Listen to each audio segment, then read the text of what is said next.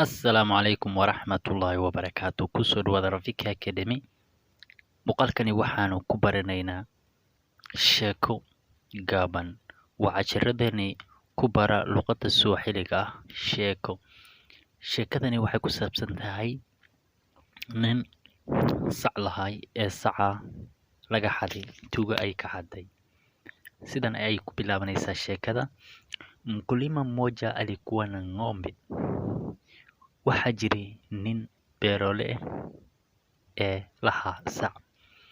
Mkulima mmoja waa nin beerole ah, hal nin oo beerole ah. Alikuwa na ng'ombe, wuxuu lahaa sac. Siku moja, maalin maalmaha ka mid, aliamka asubuhi, wuxuu ka kacay aroor hore. Asubuhi sana waa aroor hore. Alitaka kukamua maziwa ng'ombe wake. Wuxuu rabay in uu saciisa caano ka maalo. Wuxuu rabay kukamua inuu maalo maziwa caano uu ka maalo ng'ombe wake, saciisi inuu caano ka maalo. Mkulima mmoja waa hal nin oo beerole ah. Alikuwa na ng'ombe, wuxuu lahay sac. Siku moja, maalin aliamka asubuhi, wuxuu ka kacay aroor hore. Alitaka kukamua maziwa, wuxuu rabay in uu caano ka maalo saciisa, kukamua ng'ombe wake maziwa. Hakumwona ng'ombe wake. Wuxuu waayay saciisi. Hakumwona, muu arkin saciisi markuu imaaday xaradii. Zizi lilikuwa tupu. Xarada waxay ahayd mid maran, waxba ay ku jirin. Halina ng'ombe, xarada wax saci kuma jiro. Halina ng'ombe. Mkulima alimtafuta sana. Mkulima, ninkii beerole ahay, alimtafuta sana. Si aad ayuu u raadiyay saci, laakiin hakumuona, laakiin muu arkin saci. Alikuwa hayuko, saci wuxuu ahay mid maqan. Hakumwona ng'ombe wake, saciisi muu arkin. Zizi lilikuwa tupu. Xarada waxay ahayd mid maran. Halina ng'ombe, wax saci kuma jirin. Mkulima alimtafuta sana. Beerolihii saci ayuu si aad u raadiyay. Sana ayaa aad. Said ayuu u raadiyay, laakiin hakumwona, laakiin ma uusan helin saci. Alikuwa hayuko, saci wuxuu ahaa mid maqan. Mkulima alifikiria sana. Ninkii beerolaha ah aad ayuu u fikiray haddana. Alifikiria sana, si aad ayuu u fikiray. Alijiuliza, wuxuu isweydiiyey maswali mengi. Dhowr su'aal ayuu isweydiiyey. Maswali ayaa su'aalaha ah, mengine waxaa waay dhowr. Marka wuxuu isweydiiyey, alijiuliza maswali mengi, wuxuu isweydiiyey dhowr su'aalood. Alijiuliza, wapi ameenda ng'ombe wangu? Wuxuu isweydiiyey, sacaygii xaguu aaday? Au nani amemchukua? Ama yaa qaatay sacaygii, yaa kaxaystay ayuu isweydiiyey haddana. Au wapi anaweza kumpata ng'ombe wake? Ama xaguu ka heli karaa saciisi? Mkulima alifikiria sana. Beerolihii aad ayuu u fikiray. Alijiuliza maswali mengi, wuxuu isweydiiyey su'aalooyin badan. Alijiuliza, wapi ameenda ng'ombe wake? Wuxuu isweydiiyey xaguu aaday saciisi? Au nani amemchukua? Ama yaa qaatay saciisi, ama yaa kaxaystay ayuu isweydiiyey. Au wapi anaweza kumpata ng'ombe wake? Waxaa kaloo isweydiiyey, xaguu ka heli karaa saciisi? Mkulima aliamua kuenda soko la wanyama. Mkulima ninkii beerolihii ahay aliamua wuxuu go'aansaday kuenda soko la wanyama inuu aado suuqa xoolaha inuu aado. Wuxuu go'aansaday inuu aado suuqa xoolaha. Alitaka kununua ng'ombe mwingine. Wuxuu rabay inuu soo iibsado sac kale maadaama uu saci hore ka lumay. Wuxuu go'aansaday inuu soo iibsado sac kale. Alitaka kununua ng'ombe mwingine. Huko sokoni, meesha suuqa ah, alimuona ng'ombe wake. Wuxuu ku arkay siciisii. Sici asaga ka lumay ayuu ku arkay goobta suuqa. Alikuwa anauzwa. Siciisana wuxuu ahay mid beec loo keenay oo suuqa ku xiran. Alikuwa anauzwa. Siciisi wuxuu ahay mid la gaday. Mkulima aliamua kuenda soko la wanyama. Beerolihii wuxuu aaday suuqa xoolaha. Alitaka kununua ng'ombe mwingine. Wuxuu rabay inuu soo iibsado sac kale. Huko sokoni, meesha suuqa ah, alimuona ng'ombe wake. Wuxuu ku arkay siciisii ayuu ku arkay. Alikuwa anauzwa. Siciisi wuxuu ahaa mid iib loo keenay ama mid la gadaayo oo suuqa iib loo keenay ayuu ahaa. Mkulima alimwambia muuzaji, huyu ni ng'ombe wangu. Ninkii beerola ahay wuxuu ku iri muuzaji ninkii saca gadaaye, huyu ni ng'ombe wangu, kani waa sacaygii. Yule muuzaji ninkii saca iibinayay ayaa ku dhahay, akamwambia wuxuu ku iri, la maya, huyu ng'ombe ni wangu, sacani waa kayga. Wuxuu dhahay, la maya, huyu ng'ombe ni wangu, sacani aniga ayaa leh, waa kayga, ayuu ku dhahay. Nilimnunua zamani. Wuxuu ku dhahay, mar hore ayaan gatay sacani. Ninaye zaidi ya mwaka moja sasa. Wuxuu ku dhahay, sacani waxaan haystay in ka badan 1 sano. Ninaye zaidi ya miaka moja ayuu dhahay. Waxaan haystaa sacani 1 sana ka badan.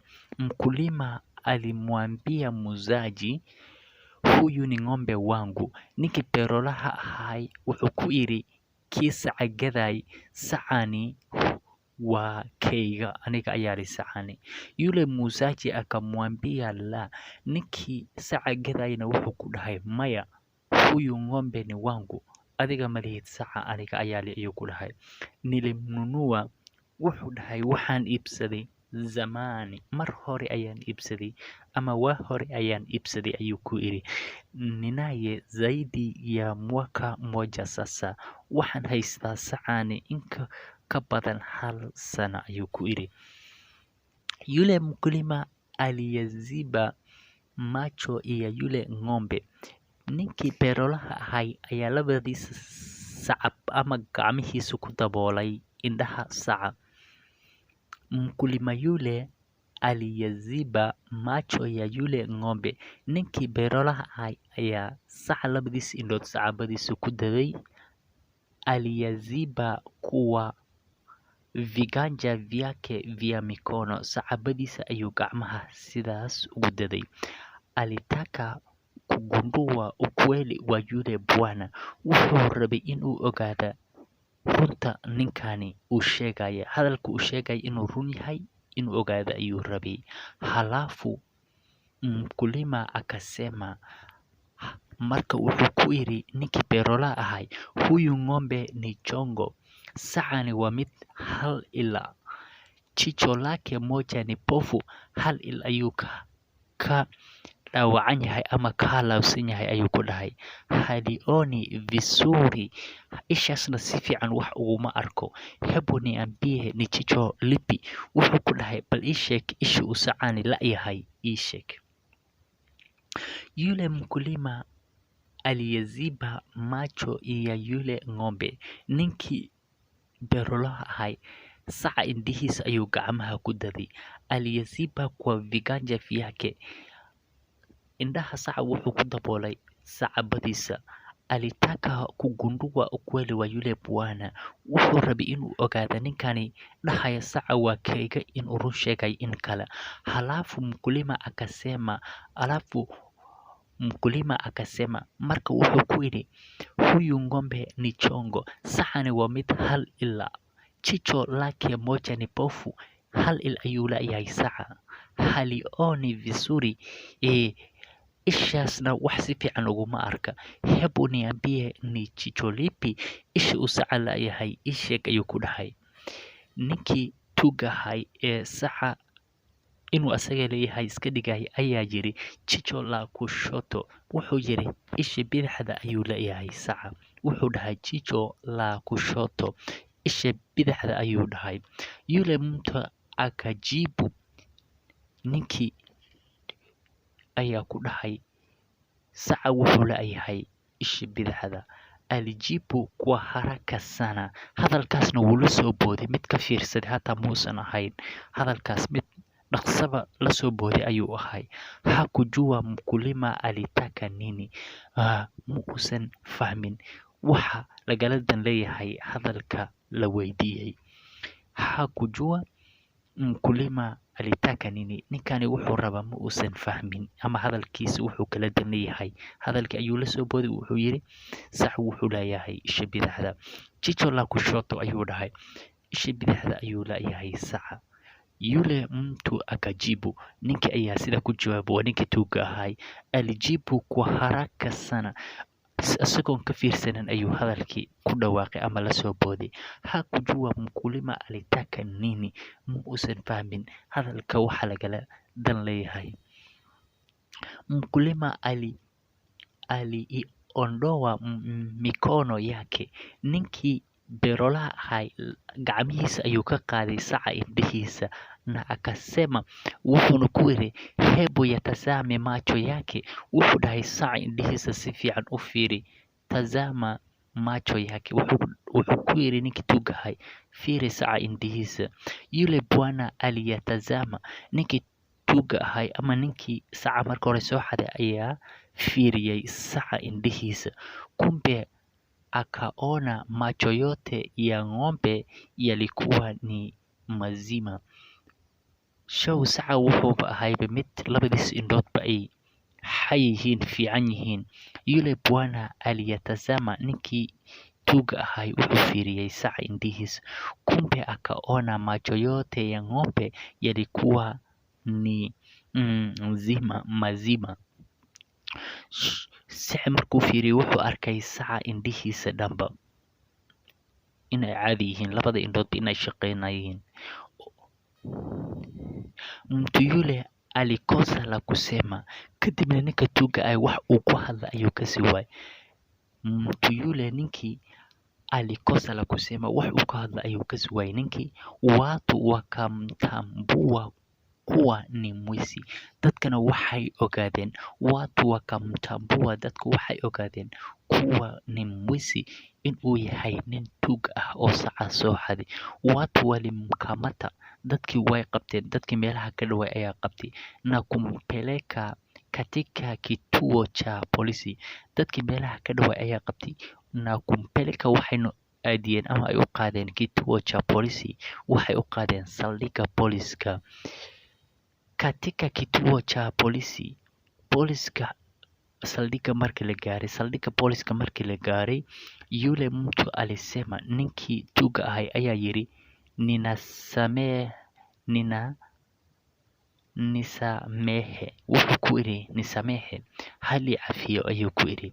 Katika kituo cha polisi, saldhigga booliska, yule mtu akasema, ninkii tuuga ayaa yidhi nisameheni, wuxuu ku dhahay hali cafiyo, mimi niliuziwa ng'ombe huyu leo, aniga sacani maanta ayaa liiga iibiyey oo shaqo kuma leheen soo xaditaankiisii. Wuxuu leeyahay niliuziwa ng'ombe huyu leo, sacani maanta ayaa liiga iibiyey ayuu ku dhahay. Sikumuiba, mana soo xadin ayuu dhahay, sikumuiba, mana soo xadin, nitawaonyesha aliyeniletea, waxaan idin tusiyaa ninkii ii keenay sacani, ama ninkii iga iibiyey aan idin tusaya ayuu ku yidhi. Nyamaza, wewe ni mwizi wa ng'ombe, ninkii booliska ayaa ku yidhi nyamaza, aamus ayuu ku yidhi, wewe ni mwizi wa ng'ombe, adiga waxaad tahay tuuga lo'da, utakaa hapa, halkan ayaad joogaysaa, utatiwa ndani ya seli, waxaa lagu gelinayaa xabsiga ayuu dhahay, utatiwa waxaa lagu gelinayaa ndani ya seli, xabsiga gudihiisa, kesho utapelekwa mahakamani, berina waxaa lagu geynayaa maxkamadda. Polisi mmoja alimwambia booliskii, nin ka mid ah booliska ayaa sida ku iri. Sheekadan halkan ayay ku dhammaanaysaa. Fadlan haddii aad ka heshay muuqaaladani, subscribe saar kanaalka. Waxaan filayaa wax badan inaad ka faa'iiday.